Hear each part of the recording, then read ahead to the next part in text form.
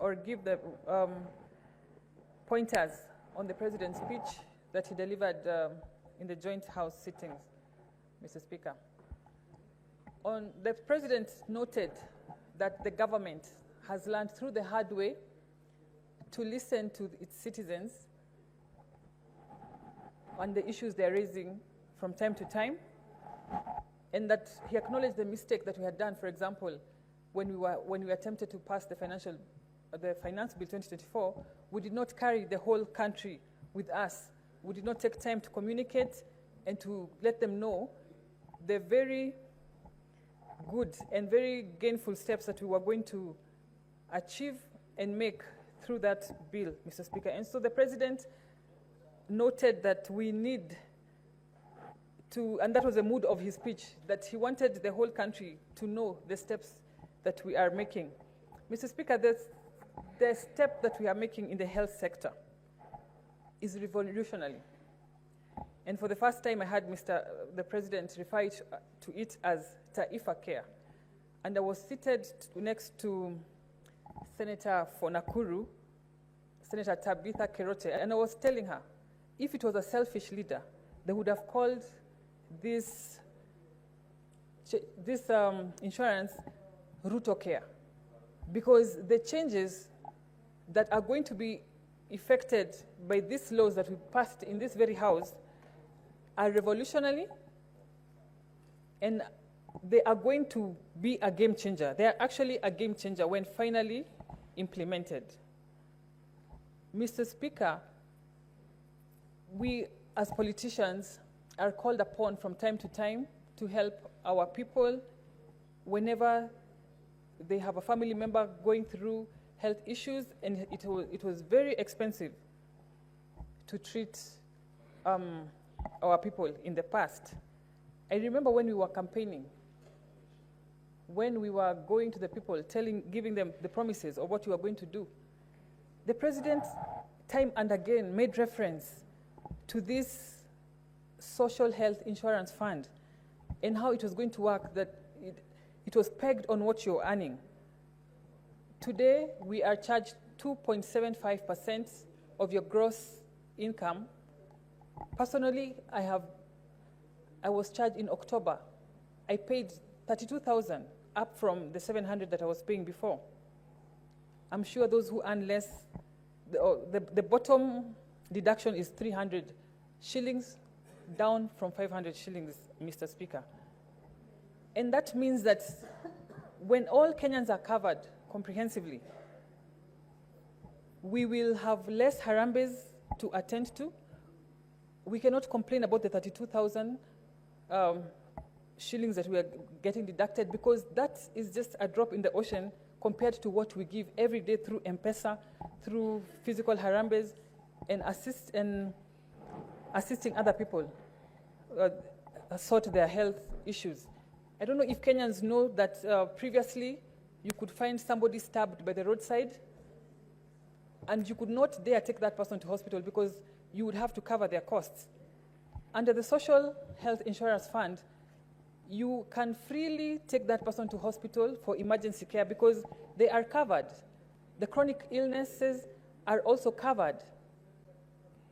We are now going to improve our facilities so that we do not have to travel out of the country to get these vital treatments and to do harambes, Mr. Speaker. And for me, if this government doesn't do anything else, if we fully implement the SHA and the SHIF, we will have done enough for our people. We will have done God's work. Because to me, as a leader, that is what we are called to do. Mr. Speaker, the president also took his time to reassure Kenyans that the housing project, apart from employing many youth, that it's going to have houses available to its citizens in an equitable manner, that there will be no favoritism, and he encouraged as many people, as many Kenyans as possible to apply for these houses in an open platform where it's not a physical kind of application, so there is no favoritism. It is a fair platform, Mr. Speaker. Mr. Speaker, the President also noted the steps we have made. We're having young Kenyans get gainful employment and meaningful employment abroad. Previously, we used to export labor. We used to export a lot of unskilled labor in the Arab countries mainly. But because of the involvement of the government, we're having bilateral negotiations, and we are onboarding new countries that we have never had relations before, like Jordan and others, Mr. Speaker. And Kenyans should take advantage of this to get skilled jobs, to export skilled jobs out of the country, Mr. Speaker. I'm glad that the President talked about the abductions. It has been a cry in the country, and he clarified that mainly what was being called abductions was either normal arrests, and he was very clear that he was not making excuses for illegal arrests, Mr. Speaker. The President also talked about femicide. It has been an issue in this country. At the same time, as a society, we have to be very careful so that this fight against femicide doesn't turn out to be lynching of the boy child. We have to look at it wholesomely.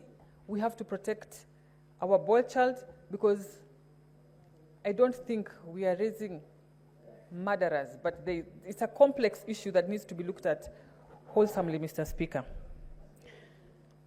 I also noted that the government services have been digitized. 20,800 government services have been digitized by being onboarded on the e-Citizen platform, up from 300 services in 2022, Mr. Speaker. And this has raised revenue very significantly. From the year ending June 2023, where we raised 5.3 billion, to the year ending June 2024, where we raised 7.6 billion, marking a 43% increment, Mr. Speaker. On corruption, the President had a lot to say about corruption, but what I remember is he threw the ball to both houses, and particularly told us to hasten on passing of the conflict of interest bill, which is squarely in our hands, Mr. Speaker. And I hope we will be heeding to that call and passing that bill and going through the contentious and getting the contentious clauses done with, so that we can serve Kenya through that law. I thank you, Mr. Speaker. Senator Sifuna. Thank you, Honorable Speaker. Honorable